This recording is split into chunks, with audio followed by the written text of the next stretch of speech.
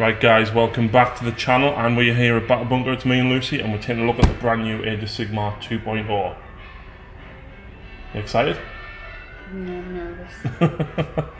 Lots and lots of changes, but this is the new Soul Wars box, which of course you can pre-order from Battle Bunker, so go and check them out on Facebook. Justin's currently building up the models, so we'll maybe have a quick look at them in a bit. But this is the beautiful box that you get, and Stormcast of course all over the front of it, Lucy. All over. Yes. So of course inside the box, Justin has already opened it, but the models we'll take a quick look at later. Some beautiful turquoise glass dice, but you get the War Scroll cards for each of the models as well, already in the set, which is very handy because you like the War Scroll cards, don't you? I do, yes. And they're a lot better than the other ones. The normal ones are too small. You've got the massive sheet, and part of it's... Whereas this is jam-packed with writing, and it's blown up enough that you can actually read it all. So we'll not go over all of the rules for the models. I'm sure we will cover them when Lucy builds her models. But the main thing that people are going to be looking for is what has changed with Sigmar, what is going on in the new rulebook. This is the core book. You don't have to get this because the core rules are free on the Warhammer community site.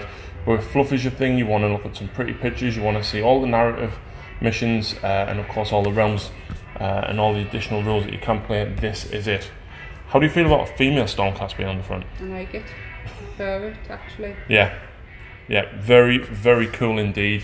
So it is a massive, massive book. I mean, how many pages is it? There's over 300 pages altogether. And of course, it is all about Sigmar versus death. There's Sigmar. Do you know what this image reminds me of? Lord of the Rings. That, but also that, remember the little comic, the strip that they did at the beginning of the reveal video, where it's like, you can't just open the new chamber. The hell I can't. Oh yeah. It actually looks like the old Aragorn. Yes. Very, very cool indeed. Of course, lots and lots of pictures on shore. I think this one was a battle report in White Dwarf last month.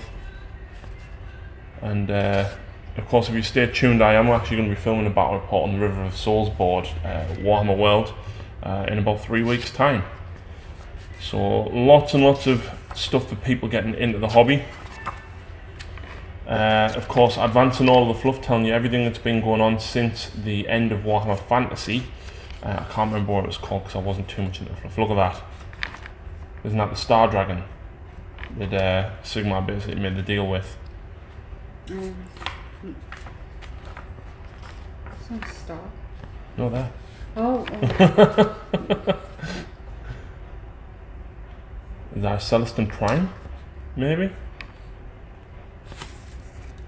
No, possibly. It's got no wings.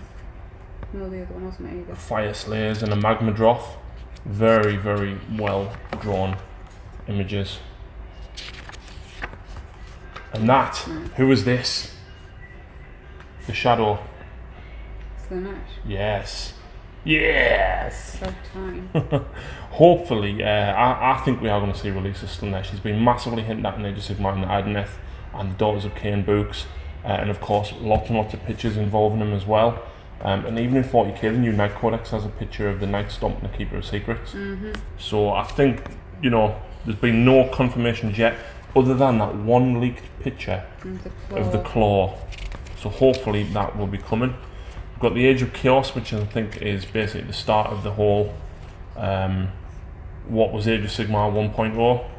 So Korgus Kull versus, of course, Vandus Hammerhand. Lucy, well, one of your favourite models. Yep. Loads and loads of fluff here. Battle in the Burning Skies. There is actually rules for aerial combat battles now. Yes. So you can basically have bloodthirsters fighting star drakes in the sky. That would be pretty epic. Because why not?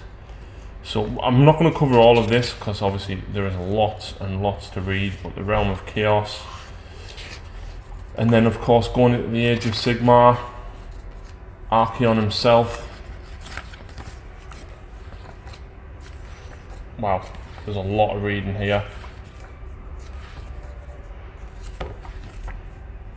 And then this is the start of the whole soul filtering Nagash thing, which is partially Nagash isn't happy that, of course, the elven gods are stealing souls from Slaanesh. He's not happy that Sigmar's stealing souls from himself, and there's the doorbell. It's probably Phil, but we'll see who. So yeah, this is of course the start of the Soul Wars. I don't actually know much of the fluff behind this because I've been trying to keep up with 40k, but lots and lots to go through. Magic Without End, which is the new endless spells, we'll have a quick look at them a little bit later on. But Justin's got the models already built and they are pretty damn cool. That's the new guy on the Gryph Charger, and apparently he can be on one of the new bear, I think the Dracolin, and Taurodon was the other one, the flying one. There was another one as well, there's 3. And then of course the Siege Warfare. We never actually played a Siege game, did we? No. And then of course a map of the different realms. It's great that they're actually fluffing out. What? Expanding out the fluff of Age of Sigmar, because a lot of people didn't like that there was so little fluff. Of course, detailing maps of all of the different realms. So loads and loads of stuff going on. We've got Ian. Hello, Ian. Hello. Take middle earth. So the Everspring Swathe, more stuff going on. God, fading of the Everqueen. So that must be when Ilariel disappeared originally. The Age of Sigmar, which is when Sigmar first came out. So it's actually giving you a full timeline from what was Warhammer Fantasy into Age of Sigmar into the, of course, the Soul Wars. So there's Shyish, the Realm of Death. It's lovely that they've actually done all the maps. Because especially with like Lord of the Rings and Game of Thrones and stuff, I like looking at the maps. Because especially watching Game of Thrones, you don't get a feel as to how far places are apart. And then of course when you look at the maps you really see it. Shadespire will be in there somewhere, is it? In the depth? Yeah. I think Shadespire is in Shyish. I can't remember. Like literally the last fluff thing that I read for Sigmar was the Skirmish book, which was nearly a year ago. Never did finish that game. No, we didn't. Maybe now we've got some more armies and stuff, have another go of it. Spiral Crux. Urgu, the Realm of Shadow, which is where Morathai's been hiding, and Slaanesh is trapped between here and the one where the Adneth Thiefkin are from, because they've been filtering the souls off into those two different worlds. Which currently with Daughters and Ideneth will both be coming to the channel hopefully soon, whenever I pull my finger out to paint my daughters, and Bryn's pounding on with these. I know, the bases are amazing. Yeah. The Realm of Beasts, which is where the Ogres and the Orcs are from. Azir, the Realm of the Heavens. I've read the Gates of Azir, it was good. And then we've got details of all of the factions within the Mortal Realm, so of course all about the Stormcast Eternals. Yay! The different chambers themselves, so the Hallowed Knights are a popular one, and the Celestial Vindicators, and of course the Hammers of Sigmar, which yours are a sub-chapter of, a sub-chamber. Right, so everything, all these got me. All your pauldrons and your shields and stuff have got the Hammers of Sigmar ones on. I've done my own paint scheme. Yeah. So if I want to, I could run them as hammers, but no, I'll just do my own. Fire Slayers, who doesn't love naked ginger beard men? No. Caradhran Overlords, I love the models for the Caradhran Overlords. They never seem to get much attention game wise because of how, I don't know, they got hit with a nerf back last edition. Sylvaneth looks very creepy, that though, doesn't it? Yeah, it really does. Branchwraith, I have heard rumours that she's going to be getting new rules. Yeah, apparently the way she sets stuff up now, you don't have to pay the points for the dryads and stuff, you can actually just set them up. Based on her shoulder. Is that the like a little smurf? It's probably just one of the sprites. Yeah. And of course there's Two-Spirited Durthu. Durthu of course has had a point reduction, Lucy. Finally. Daughters of Cain and Morathai, the goddess herself. Ideneth Deepkin. We've got the Seraphon. The Seraphon were always a decent army player-wise, but apparently they're getting even better with the way that you summon. So we'll have to see if we can get... I'm looking forward to the free summon, but I hope it doesn't just take everything out of the game and it's all just about summoning. Well, you still have to have certain things. For example, Tzeentch, apparently, you need 36 Tzeentch, whatever points it is, to summon a Lord of Change. But you get one every time you cast a spell or every time you unbind a spell.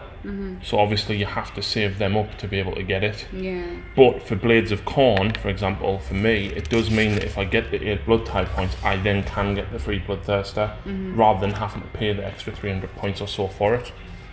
I like to see some more of these getting out because the lesser known factions, yeah, it is a shame. That's kind of why I play Gutbusters as well, because they don't get very much. Never heard of them. The College of Arcane, that's your little, you know, your little priest, which is the +1 to wound spell. That's him, and the Celestial Hurricanum. Alright. So. Okay, I've heard of them. So loads and loads of little factions that you don't really see about now. The Order Draconis, I think that's like the elves on the dragons. Right, yeah. Scourge Privateers is kind of what used to be Dark Elves, and Darkman Covenants of Shadow Blades is kind of what used to be Dark Elves. And the Order Serpentis Mi Hydra is Order Serpentis. So I don't like that they broke them down as far as what they did. They should have just left them as they were. Yeah. And there's some of the new models, the Knight Incantor. It is a Knight Incantor, isn't it? And then Evocator Prime, they're apparently like the equivalent of your new Paladins. This is your Castigator, which is the equivalent of the new Judicators. And of course, Kenneth Hunter and the Revenant. I know they're getting the Hunters are getting reduced. Down to 200. I think the bows especially needed it because now, especially if you target a hero, you're at -1 to hit them. Yeah. Because of the new rules, which we'll take a look at soon.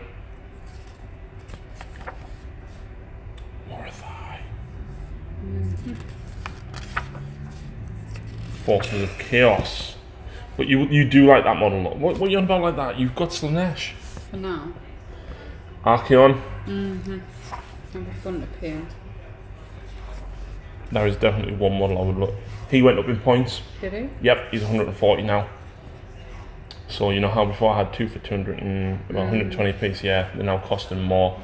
Even as a Chaos player, Bloodletters need to go up with them mortal wounds. I agreed as well. The fact that you can get mortal wounds on a 4, it's, yeah. But you can actually get it to a 3+ if you're lucky as well. Bloodletters have gone up to, I think it was 120 for 10 and 330 for 30. Which, to be honest, I agree they needed. In comparison to your Demonettes, for example, they were the same cost, and Demonettes, although they had as many attacks, Bloodletters were just so buffable to be able to do more damage. Yeah. So, Filthy Nurgle. Sure, we'll get Bryn. We'll get Bryn and Phil back on the channel for, of course, Nurgle as well. I could see there's anything in here about Slaanesh coming back. We'll have a look at that later, but very, very hopeful that Slaanesh does come back, the Dark Prince himself. We've got the Skaven and the Vermin Lord. I've played against him a few times and he's nasty. And then Creatures of Chaos, and then the Beasts. There's the Celestial Vindicators. I can't remember the name of that chamber. I do like the turquoise ones, so I think they're very nice looking. Apparently Tzeentch points went up in general as well by about 20%. So a Lord of Change is now 380 points instead of 300. So there you go. Slaanesh 3D daughters. It'd be interesting because obviously my sisters have slaughtered a Kid Bashed from Demonette. Yep. Oh, they are, yeah. And then of course we've got the Death Lords, which is the Legion in the Gash book. Obviously covers everything apart from the new Nighthaunt stuff, which is the only thing that wasn't in there, which obviously this is part of the Soul Wars. Flesh Eater Courts, zombies. Zombie dragons, horrible zombie dragons. And the Gash himself, we played against him when we teamed up with your Sylvaneth versus Sam and Luke. It was just spell after spell after spell after spell, and it was probably... It would be interesting how that game would now play out based on the fact that obviously Would you consider your Gnarl Root to be nerfed now because of the lack of the Balewind and because Arcane Bolt and Mystic Shield? No, because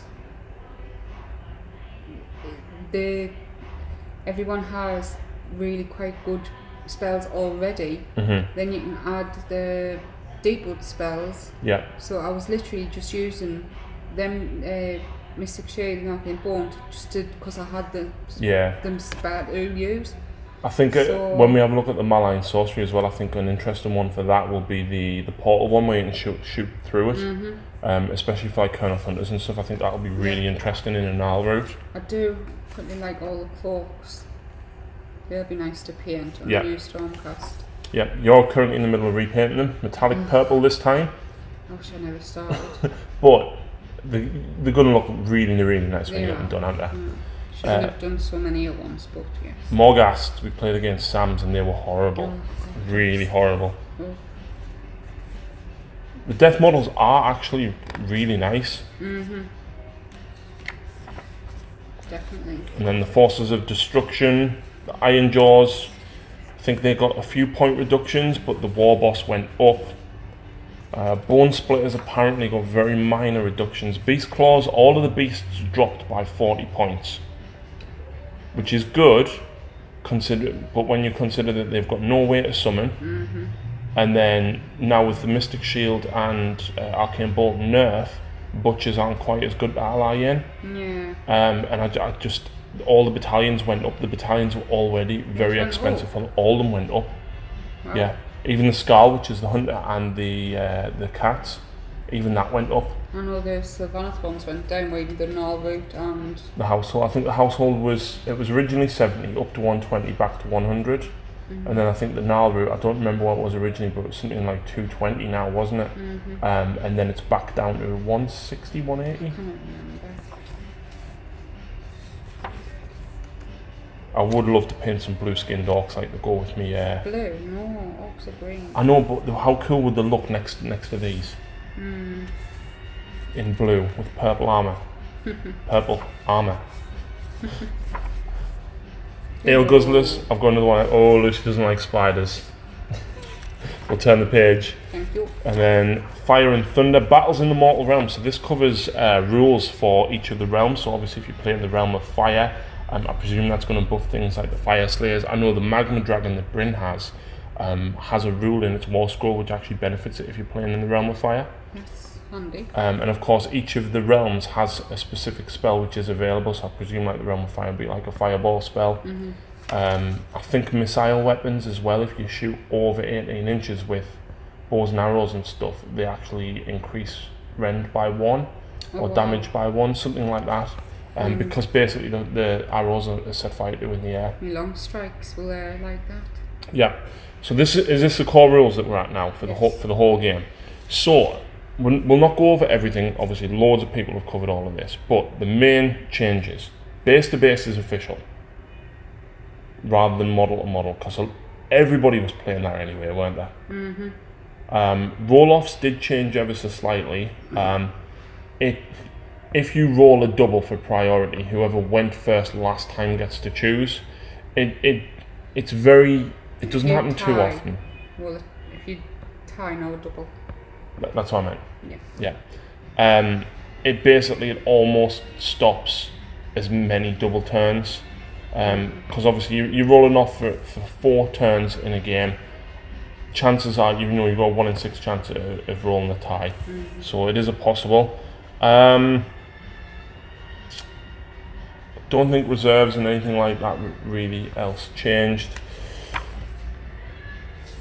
The movement phase, everything else still pretty much applies as it is, apart from you've now got a 6-inch coherency for up and down buildings. Right.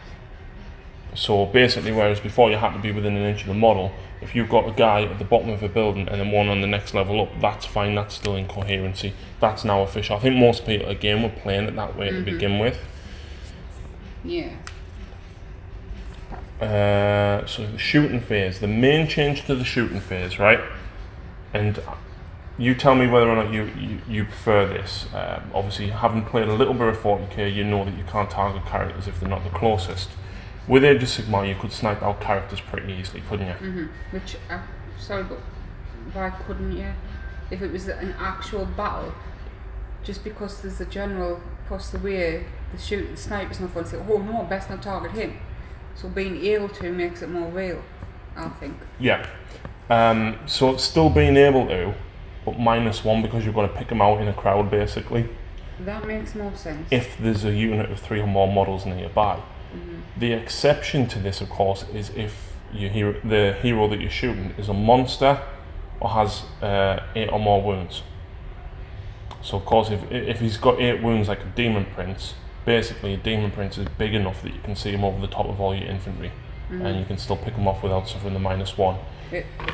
No. The lookout server does not apply if the target hero is a monster. Yeah. Did you say? Yeah, I've seen something that's 8 or more wounds. It's cover. Sorry, cover is 8 or more wounds. So yeah. If it's just a monster, so Starjay, you won't get the the -1. Yeah. You know what I mean. Same with A Bloodthirster. Yeah, Bloodthirster behind a unit of Bloodletters. It's not -1 to hit him because, let's face it, you can see the Bloodthirster very easily and can very easily hit him. I do like it though, it helps keep smaller characters like your Branch Witch, like Lord Celestin and stuff. It helps keep them alive a bit longer. Especially because even I can't pick a Branch Witch out of a unit of Dryads. No. Combat phase, the pile-in has changed slightly, and I think this is much, much better. With your Stormcast, it never affected you quite so much, but when you found that you were playing with your Sylvaneth, in particular the units of 30 Dryads, this is something that's going to help you. So before, as soon as you made base contact, you would have to stop and you couldn't pile any further round, which basically meant that the second half of your unit was doing nothing.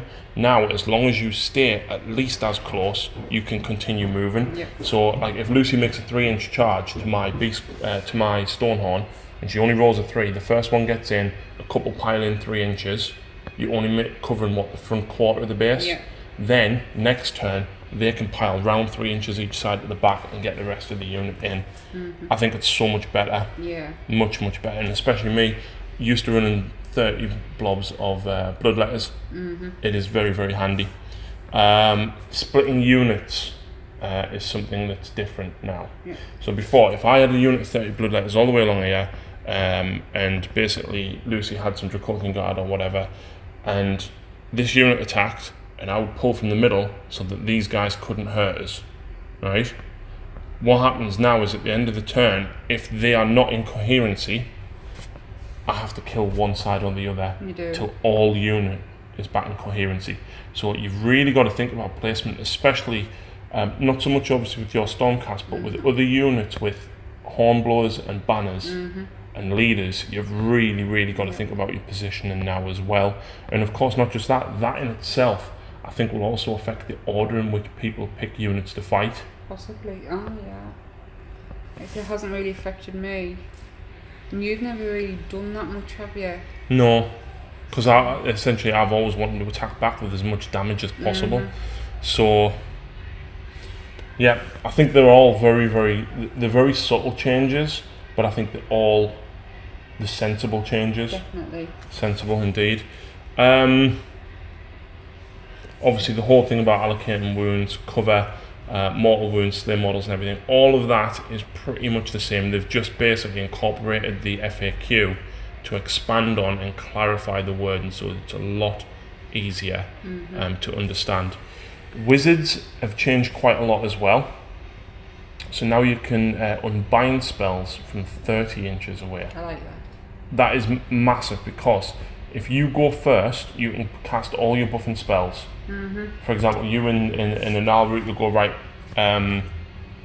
Balewind up, Mystic Shield on that unit there, on my Tree Lord, and then suddenly he's got 2 up save re-rolling ones. Yep. And there's nothing I could have done about it ever. Now, I could, depending on how close I am.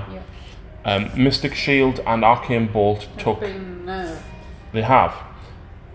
I don't like the change to Mystic Shield, but I do agree that it was very, very powerful previously. It basically lets you re-roll ones. Now the issue I have with this is, and you will probably find this as being a Sylvaneth and Stormcast player, you have access to so much re-roll 1 anyway that this almost becomes obsolete. It does. So why would you, for example, not take a Tree Lord Ancient as your general? Exactly. And if you're playing smart, you've got Kernoth Hunters there to extend the range. I have my entire army rerolling ones anywhere. All I have to do is keep my general safe, and I can get him on the 2 rerolling ones because of himself. And ignore Rend. Yeah. So, yeah. Stomp, you at -1 to hit him. Yep. I think for a lot of other armies that don't have access to reroll ones, it's helpful. Yeah. But I don't think for Stormcast and Sylvaneth it's necessarily a great thing. Arcane Bolt is now only 1 mortal wound, but if you roll a 10 or more, it's D3. I do like this because even you've said this as well, and I said it with me butchers for the Maw. The Maw, if it was D3 mortal wounds, Arcane Bolt was D3 mortal wounds. Casting value 7 against casting value 5. I'd always go for Arcane Bolt. If it was just a small unit, I just want to chip wounds off, and I would rather guarantee at least 1 or 2 wounds than possibly not get any at all. And people were casting Arcane Bolt more than what they were going for their normal spells. So I think that's why they're it's a good change, and it's going to encourage people to use their own and especially spells. Some of the new ones. We've also got the Triumph. Everyone forgets about these. I know. All the time. Maybe now they've got a bit more of a page amongst the main rules. It might be remembered a bit more, because before they were just chucked in somewhere near your match play in the top corner. Very hard to find. Yeah, and then this, it's in the core rules. So really, really good. One thing else I do like about this compared to the 40k rulebook, the 40k rulebook has extra rules, like just in banners down the side. None of that. Very, very straightforward reading. Oh, so yeah, I mean, it's so similar, it's almost the same. No, I'm saying the rulebook's better. Well, it's very similar. Yep. You've still got scenery rules. I think we played them a couple of times, and whilst they were fun, it's so much harder to keep track of them, in particular when you're filming a battle report. Yeah. They are releasing some dice with these symbols on. We may pick them up, I don't know, it depends on whether or not we start playing them. Obstacles is now an official thing. So, you know, for example, the walls from the Sigmar Mausoleum kit. If you stand and behind that, if you're within an inch of it, you count as being in cover. So you get your +1 save for being behind it. I think we played like that anyway. I know we have in 40k because that is official in 40k, but that's now official in Sigmar. Garrisons, I won't go over the full rules, but basically you can now garrison buildings. We do have a Warscryer Citadel, but we've never used it and embarked models in it. But now you can garrison buildings and stuff. What did you get? -1 to hit them? I can't remember. In addition, the range of visibility to or from the garrison unit is determined to or from the terrain feature instead. So you measure from the terrain. A garrison unit counts as being in cover if it's attacked. In addition, subtract 1 from the hit rolls of attacks made against the garrison unit. That's alright then. Stick your Judicators in the Warscryer Citadel. That's horrible. So First Blood is similar to 40k, where you've just basically got a bog standard startup mission. So I think if we're going to have a practice game, we'll probably just go with this one because it's very, very simple. There's not going to be many objectives, it's just straight up, let's play the game itself. So we'll have a look at that. Tells you about how to decipher what's on war scrolls, and of course the different realms there as well. Allegiance abilities, so it tells you what each of these is. So command trait, which is essentially a warlord trait. Named characters can't take things. They've got all of this now, so your Grand Alliance, your allies, reinforcements, everything is now on one page. Everything's there, just in one place. So this is the allegiance abilities. This is the standard allegiance abilities for order. I know there is quite a few changes in here. For example, there is one that is we haven't mentioned command points yet, Lucy. No. So there is one which basically gives you an extra command point. But let's have a quick look at this. So one thing that we didn't mention was, of course, command abilities and command points, this is just reminding me about. So you start the game with 0 command points. You get 1 for each battalion that you take. and for every 50 points under the match play limit that you agreed, you get an extra one. Which I can't see. See, I think this encourages people to take battalions now because you're getting the extra relic and you start the game with a command point. Unless you don't, and then you can summon. Possibility. What the command abilities allow you to do, and there's 3 that every hero has access to. And one is you can reroll charges, which is handy because obviously you can fail charges in Age of Sigmar. There's no guaranteed charges. Another one is if you don't like the run distance, you can automatically make that a 6. So that would be handy, for example, on your Retributors. Yeah. If you had Heralding nearby, which means you automatically move in 10 and then can charge. And the other one is Inspiring Presence, which has changed slightly. You basically activate that in the Battle Shock phase and say, right, that unit is not taking Battle Shock this phase, but it doesn't last until your next hero phase. It's just that one specific phase that you're at. Every hero can do that to a unit within 6. Your general can do it within 12. If any of your heroes have a command ability on their war scroll, you can spend a command point to then use that. Now, it's worth noting as well, you generate a command point at the start of your hero phase. So if you're going second on turn 1, you do not have a command point for the duration of your opponent's turn until you start your first turn. Which you can. That means you can. If you've gone first, you can force battle shocks. Yeah. But at the end of the day, you can't just say I'm going to spend this command point. Yeah. Unless of course they took a battalion to protect themselves. It's not a massive change because realistically, if you look at the way it worked previously, if you did get that off, chances are your opponent hadn't gone first. They didn't Inspiring Presence the unit. So it's a nice little change. We're not going to go over all of these changes. There is obviously different artifacts, different relics and command traits for the Grand Alliances. So we've got Order, Chaos, Destruction, which aren't so destructive anymore. And then of course the Death ones, and then of course each faction has their own.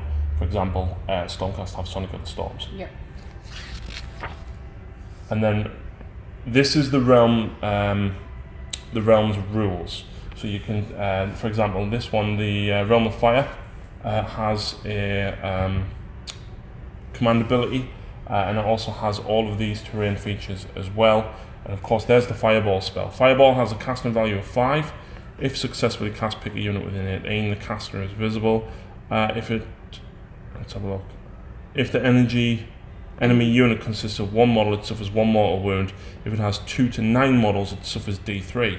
So again, that's a nod back to Arcane Bolt. So obviously you can do D3 mortal wounds, and if it's got 10 or more models, it suffers D6.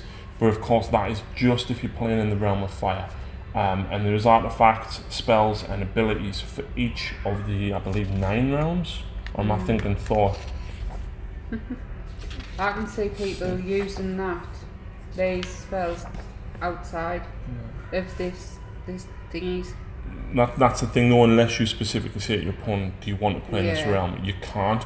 I think narratively, that is going to be very, very fun. Like for example, there's the Realm of Shadow, so we'll probably get a Daughters of Cain battle report in there. The Realm of Life, I believe, was just further back.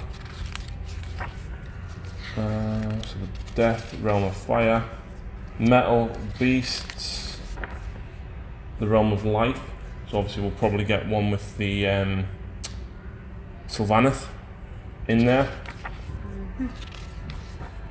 And then we've got the endless spell details, which we'll take more of a look at when we look at the Malign Scorcery. And then you've got open play rules as well. Open play, it's fun. There's a lot of this is interesting actually. This is kind of like the you know, the open war cards, but it's here in the book and you can just roll for it. Right. I don't think there's as many possibilities of the cards. The cards are still very good, but this is just basically deployment, objective. Oh no, twist and death is there.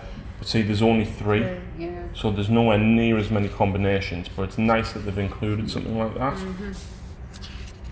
And then, of course, we've got a couple of the battle plans there as well. And then narrative games. It's nice that they've actually put the match play stuff at the front as well. Yeah. Quest for Galmaraz, which was the first campaign book that they released, which had was when all the Dracothian stuff came out for Sigmar. Right. So, and that is pretty much it. There's obviously details in there for campaigns. I don't know about you, but I'm really excited to get playing with some of these now. Yep, me too. Narrative missions. Right, that is it. Obviously, you can pre-order Soul Wars from Just in the Battle Bunker. All prices and everything up on the Facebook page, so go and check them out. But I'm excited to get ours done. I can't wait. I know. Looking forward. I know. Let's have a quick look at the models. Right, so here we go. These are the models from the Soul War box. Justin has very kindly built them up, and of course he will be running demo games with them. But let's have a look at the Stormcast stuff first, Lucy, yeah? So there is the Knight Incantor on Gryph Charger. Apparently you're going to be able to get this guy on one of the Celestial Lions. Kind of wait to see them. Yeah, yeah, especially. I think the Gryph Charger poses a lot nicer than Lord Aquila's. Very, very detailed, and of course the robes look absolutely phenomenal. We've got the Knight Incantor, which of course is a female. I like her. Really, really cool. The armour isn't as bulky as like what the standard Liberators are, which is really, really nice actually. I think that was all the old were, just armour, and armour. Yeah. So they look so much better. Yep. I think this is one of the crew from the Ballista, but Justin's accidentally forgot to bring it with him. But that's one of the crewmen, and of course Lord Ordinata is going to help them out by allowing them to shoot twice. Yeah, so that's only one of the crew. These are the Evocators, which are the equivalent of the Paladins now, of course with the giant hammers. Yeah, very, very nice. Awesome. That's the Prime. I love the robes. Makes them very monk-like. Yep, I can see a lot of edge highlighting coming my way. They're not Evocators. They are whatever the Liberator equivalents are. So they're the ones with the big weapons, whereas he's the ones with the shield. And again, another female Stormcast. About time. These are the equivalent of what was the Retributors. So I love how they're kind of dual wielding a staff and a sword. Very dramatic pose. Lots and lots of robes on there as well. Yep. I don't know which ones I like best. We haven't. I know you've read the rules briefly. We haven't really looked at the rules properly, not yet. And these are the Castigators. I love that they're launching sort of glass. Yep. They specialise more in killing death and chaos. So yeah, you're going to have fun with them, aren't you? And then of course we've got the death models as well. Now I don't know any of the names of any of these guys, but this is the character. Incredibly detailed. Reminds me almost a very like a Soulblight version of Ark in the Black, which is the model that Sam used on the skeleton horse. We've got this guy with Hangman's Noose. Very, very cool. With his axe, and of course the spirit horse flying around behind him. We've got this guy who's been chained down. He's got keys. No, the chains in, he's ripped them off the... Oh yeah. He must be like the keeper of a soul prison. And then these guys, I think there's 5 of these.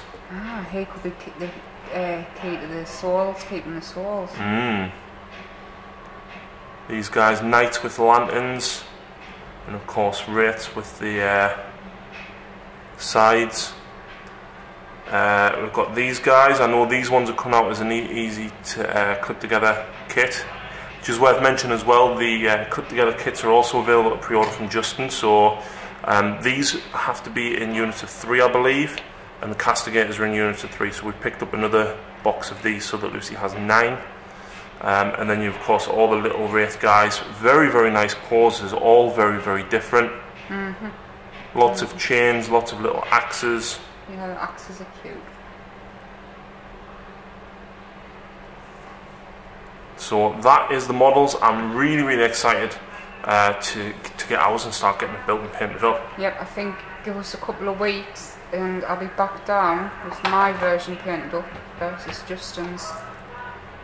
Yep, definitely. We're actually splitting ours with Bryn, so you can expect Bryn's to be painted up very, very soon. That's how I meant that. So yeah, this is Justin's store demo copy, so you can come in and play with this and obviously get a feel for the games as well. So Alright, and should we have a look at the Malign Scorcery? Yep. Go and check out the next video for Malign Scorcery. But in the meantime, thank you very much for watching, guys.